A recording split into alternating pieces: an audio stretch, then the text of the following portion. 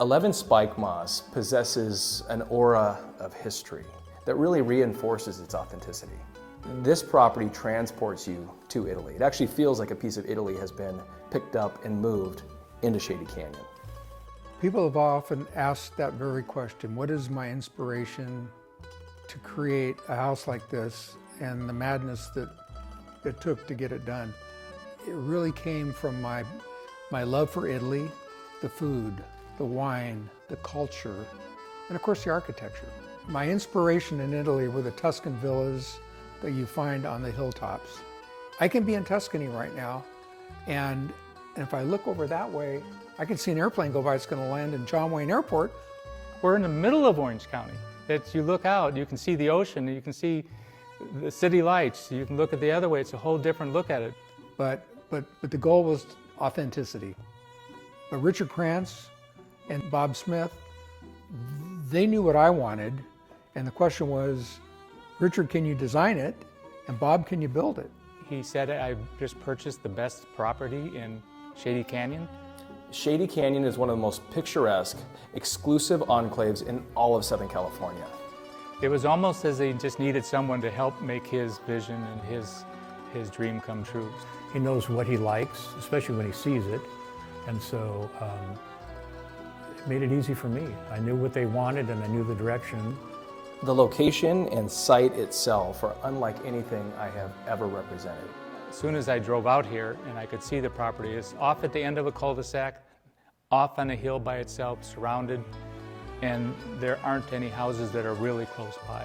Richard immediately jumped on an airplane, went to Italy for a couple weeks, took 1 million pictures, came back. And in some ways, this house is more authentic than a lot of the things I saw in Italy, because I was able to take all the best. I was able to take more than just one hand and put all of these spaces together.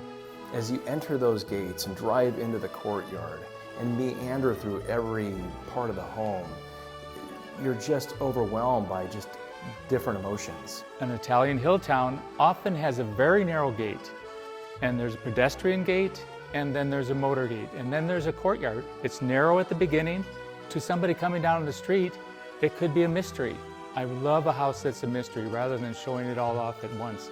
Anyone that comes into the courtyard, they could just experience the courtyard, and that would be enough.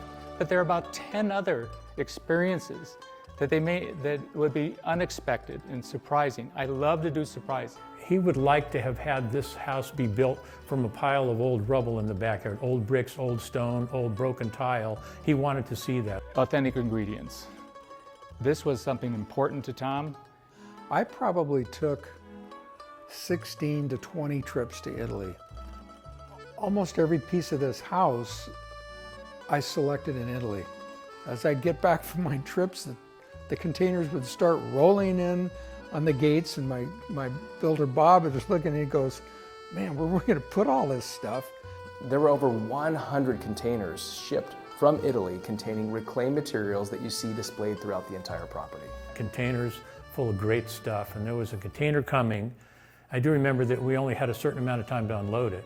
Probably 250 beams. All these arches, there's so much framing and specialty framing up above all this. Having lived in Italy myself for a year, I'm very, very familiar with the Italian landscape, namely Tuscany, and a lot of memories surface as I walk through this home. And most notably, the 15th century water well from San Gimignano.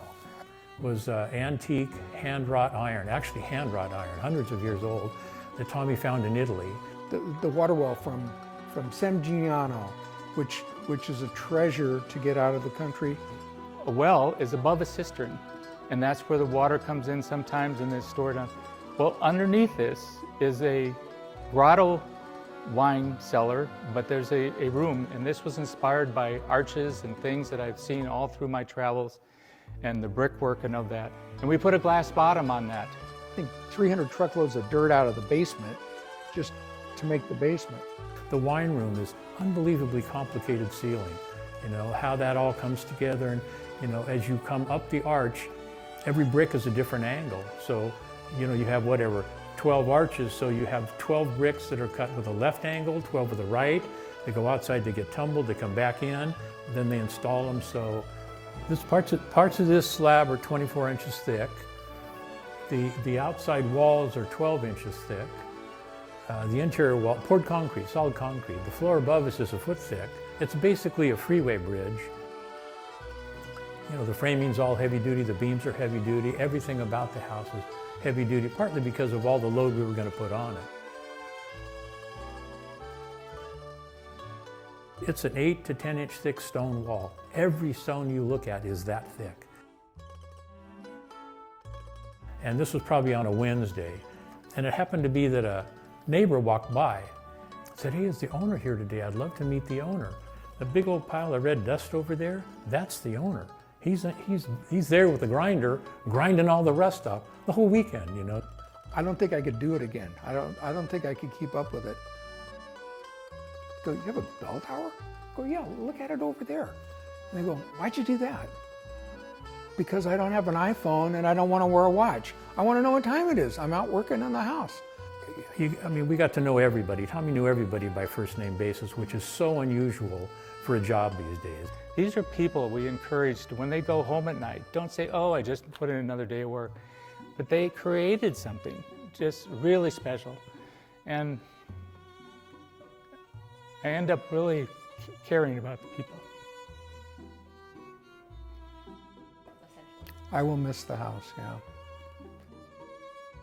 You actually feel that passion and love for this process in every inch of this house.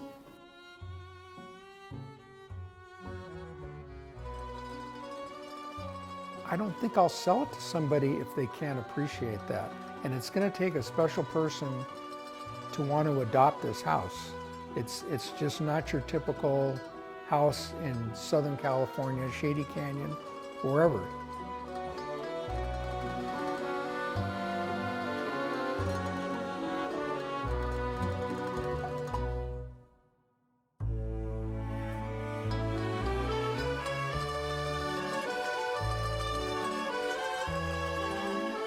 They would go, "Oh yeah, Senior Tom, go, magnifico." I mean, I get the seal of approval.